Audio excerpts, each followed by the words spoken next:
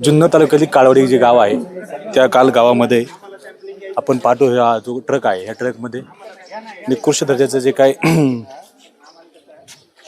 अन्न जे आहे किंवा जे काही पदार्थ जे आहेत त्यामध्ये असतील अन्नशोधन अंगणवाडीचे जे काही खाद्यपदार्थ आहेत या ठिकाणी आले स्थानिक जे काही ग्रामस्थ आहेत त्या लोकांनी ही गाडी या ठिकाणी थांबवून ठेवली. त्यांना त्याच्यामध्ये काही संशयास्पद काही गोष्टी वाटल्या. त्यानंतर आज सकाळी ह्या ठिकाणी FDAची जी काही टीम आहे ती या ठिकाणी आलेली आहेत आणि संपूर्ण जे काही ग्रामस्थ आहेत त्या ग्रामस्थांच्या समोर हा सगळा जो ती ट्रक जो आहे त्याच्यातून जे काही सॅम्पल आहेत ते घेतले जातात. अगोदरचा घेतल्या की पुणे जिल्ह्यामध्ये हा सगळा प्रकार उघडकीस येत आहे. आंबेगाव तालुक्यातील चास नंबरवाडी ह्या ठिकाणी एका महिलेने या संदर्भात जी काही बातमी प्रसारित केली सोशल मीडियाच्या माध्यमातून आणि खरं तर त्या महिलेला निलंबनाची कारवाई त्या ठिकाणी केली आहे आणि त्यानंतरच हा सगळा प्रकार उघडकीस आला आणि त्यानंतर आज ह्या काळवडी गावामध्ये देखील ग्रामस्थांनी हा जो ट्रक आहे तो रोखून ठेवला. फुल त्यांच्यावरती दबाव त्या ठिकाणी येत होता परंतु त्याला सगळ्याला झुगारून इथले सरपंच जे आहेत त्या सरपंचांनी ही गाडी ह्याच ठिकाणी ठेवली आणि आज सकाळी या ठिकाणी जे काही FDAचे जे अधिकारी आहेत त्या ठिकाणी येऊन हा सगळा सॅम्पल आता सगळे ते घेत आहेत. समोर सगळ्या ग्रामस्थांच्या समोर हा सगळा सॅम्पल घेत आहे. परंतु मला सांगायचं एवढंच आहे की जर 2016 पासून हा जो काय ठेकेदार जो आहे हा जो पुणे जिल्ह्यामध्ये एकच एजन्सी जी आहे ती पुरवती आहे. काय करत नेमकं हे अधिकारी लोक जर अशा प्रकारे निकृष्ट दर्जाचा जो अन्न आहे हे लोकांना खायला भेटत आहे. लहान मुलांच्या जीवाशी हा सगळा खेळ चालू होता. सगळा प्रकार ह्या ठिकाणी आता हे जे काही अधिकारी जे आहे FDAचे यांनी सगळा तो सॅम्पल घेतलेला आहेत. ह्या संदर्भात जे आपले जुन्नर पंचायत समितीचे जे काही अधिकारी आहेत हे आहेत सरपंच या ठिकाणी आहेत. सरपंचांनी खरं तर हा प्रकार उघडकीस आणला. काय सांगाल आपण याच्याबद्दल थोडं? आमची काल शालेय व्यवस्थापन समितीची मीटिंग होती. आम्ही ग्रामपंचायत सदस्य सरपंच उपसरपंच त्या ठिकाणी आणि पालक जी काही पिंपवंडीची घटना घडली त्या अनुषंगाने आम्ही मीटिंग ठेवली होती. तर त्या मीटिंगमध्ये असं आमच्यात तक्रारी झाल्या म्हणजे पालकांच्या की पोट दुखतं हे होतं आहे. जो पोषण आहार जो दुपारी दिला जातो त्यात प्रॉब्लेम आहे किंवा तो पोषण आहार निकृष्ट दर्जाचा येतो असं त्यांचं म्हणणं होतं. त्यानुसार आम्ही त्याचा ठराव तयार केला होता आणि तो सुद्धा ठराव आम्ही पंचायत समिती आणि FDAच्या अधिकाऱ्यांना दिला त्यानंतर. आणि ती योगायोगाने ही गाडी 12-13 दिवसांनी तिथे मटेरियल खाली करायला आली होती. आता आम्ही सगळे ग्रामस्थ त्या ठिकाणी बाहेर उपस्थित असल्यामुळे आम्ही पाहिलं. आम्हाला त्याच्या शंका आली. आम्ही 2च पॅकिंग पाहिली, एक मिरचीचं आणि एक हळदीचं. पण ते पाण्यात टाकल्यानंतर तिथं आम्हाला डाऊट वाटला. त्यानंतर ती गाडी आम्ही तिथून काढून या ठिकाणी CCTVचा एरिया आहे, ग्रामपंचायतचा प्रिमायसेस आहे, कोणाच्या घरी न लावता आम्ही इथे लावली. CCTVच्या अंडर होती आणि मग त्यानंतर आम्ही FDAच्या अधिकाऱ्यांना पत्र दिलं की या गोष्टीची चौकशी व्हावी ही आमची विनंती होती. त्यांनी त्याप्रमाणे मान्य केली आणि FDAचे अधिकारी आज या ठिकाणी आलेले आहेत. अनेक वेळा ह्या तक्रारी होत असतात परंतु पंचायत समितीवरून काय दखल घेतली जात नाही किंवा वरच्या लेवलला काय दखल घेतली जात नाही. काय सांगता आपण? आमचं एवढंच म्हणणं होतं. आम्ही याच्यापूर्वीही पंचायत समितीला वारंवार तक्रारी केल्या होत्या पण त्या ठिकाणी कोणीही लक्ष द्यायला तयार नव्हतं. त्यामुळं आज आम्हाला हा मार्ग अवलंबावा लागला. कसं असतं जे लोकप्रतिनिधी असतात त्यांना असं वाटतं की हे सगळं झाकून गेलं पाहिजे पण हे लहान मुलांना हे सगळं तुम्ही अन्नधान्य जे खाऊ घालताय पोषण आहार हे लहान मुलांना घालताय. तुम्ही काही जेवणावळी घालत नाही किंवा कोणी काय अन्नदान करत नाही. हे शासनाच्या पैशातून या सगळ्या गोष्टी होत असतात. ते योग्य रीतीने त्याचा विनियोग झाला पाहिजे. जे अन्नधान्य या ठिकाणी येतं ते चांगल्या प्रकारे यायला पाहिजे हा आमचा अट्टाहास असतो. कालसुद्धा या सगळ्या गोष्टी घडत असताना आमच्यावर वारंवार म्हणजे प्रेशर टाकण्याचा प्रयत्न केला.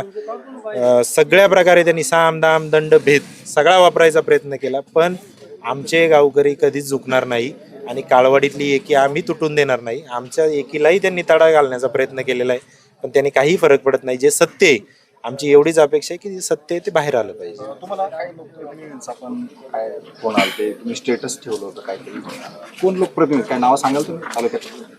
तालुक्यातले लोकप्रतिनिधी आनंद रासकर यांनी मला फोन केलेला की माझे जे नातेवाईक आहेत त्यांचं हे जे सप्लायचं काम आहे ते तुम्ही तक्रार त्याची करू नका, हे करू नका, ती गाडी सोडून द्या.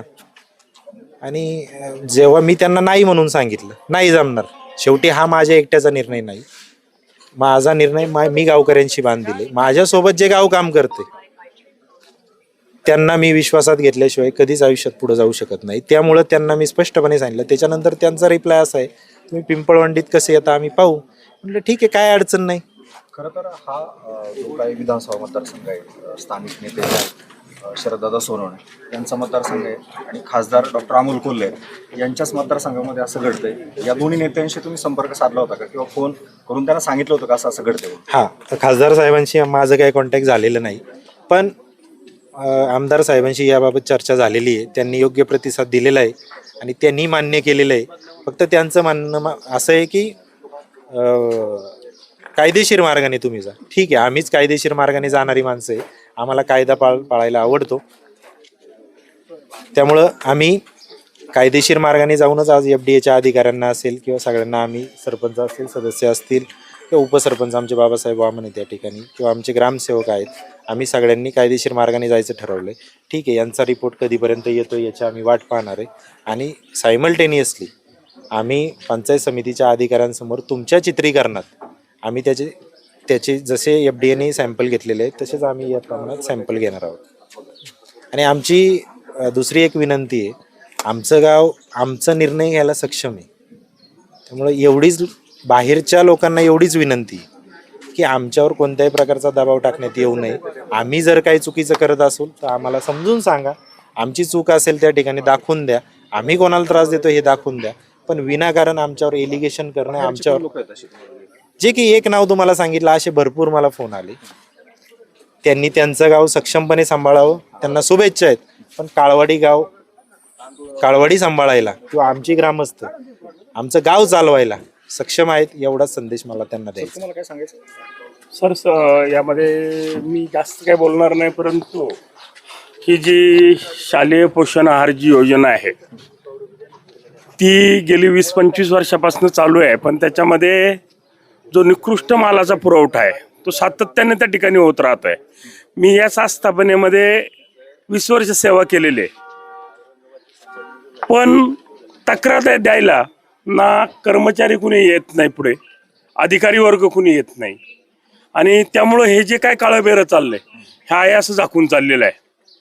ज्यावेळेस काल आम्ही आमच्या गावातल्या बालकांच्या आरोग्याच्या दृष्टीने ज्यावेळेस ही गाडी शाळेच्या आवाराच्या बाहेरून आम्ही या ठिकाणी आणली, त्याच वेळेस आम्ही या सर्व मालाची जी तपासणी असेल किंवा हे असेल NDA मार्फत तपासणी करण्याचा जो निर्णय घेतला तो केवळ आणि केवळ आमचं जे ग्रामस्थांचं सहकार्य आहे त्यामुळं हे शक्य झालेलं आहे. कर्मचारी अधिकारी यांनी कितीही ठरवलं असलं तरी तोंड दाबून बुक्क्याचा मारा असा प्रकार आहे.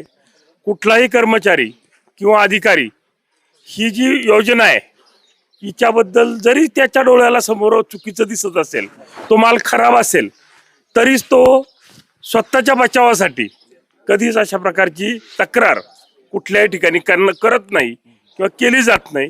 कारण जर त्याने तक्रार केली तर त्याचे जे दुष्परिणाम आहे, आंबेगाव तालुक्यात एक अंगणवाडी सेविका त्या ठिकाणी याच्या विरोधात आवाज उठवल्यावर तिला त्या ठिकाणी सस्पेंड व्हावं लागलं. ही वस्तुस्थिती आहे. तुमच्या पण अन्न शिजवणाऱ्या ज्या महिला होत्या त्यांनी पण काल सांगितलं का सगळं अन्न योग्य आहे ज्या माध्यमांना बोलतो? हो, सांगितलं ना. त्याही त्या भीतीपोटी सांगितलं. त्यांनी जे सांगितलं एक 8 दिवसापूर्वी तो झालेला जो प्रकार आहे, अंगणवाडी सेविकेने ज्यावेळेस सांगितलं की किंवा तिने रील तयार केली आणि त्याचा परिणाम म्हणजे तिला भोगावं लागला की तिला त्या ठिकाणी सस्पेंड व्हावं लागलं. प्राथमिक तुम्ही काल तपासणी केल्या, घरची हळद पावडर आम्ही स्वतः, आमचे सरपंच असतील किंवा आम्ही स्वतः असू, आम्ही स्वतः हळद पिकवणारी माणसं आहोत. हळदीसारखा जो पदार्थ आहे त्याच्यात चांगलं काय आणि भेसळ काय हे आम्ही चांगल्या प्रकारे जाणू शकतो. व्हिडिओ काढली होती, ती व्हिडिओ नंतर डिलीट करण्यात आली. बोलता तुम्हाला मी अधिकारी किंवा असेल किंवा कर्मचारी असेल त्यांच्या बाबतीत मी अगोदरच बोललोय, भीतीपोटी स्वतःच्या बचावासाठी कुणीही असेल त्या ठिकाणी, मी जरी असतो त्या याच्यामध्ये तरी मी तीच कृती केली असते. म्हणजे हा त्या शिक्षकाला दोष देण्यात मजा नाही काय की त्याने स्वतःच्या बचावासाठी तो जो व्हिडिओ होता तो त्या ठिकाणी डिलीटही केला असेल. आणि का करू नये? सस्पेंड झाले.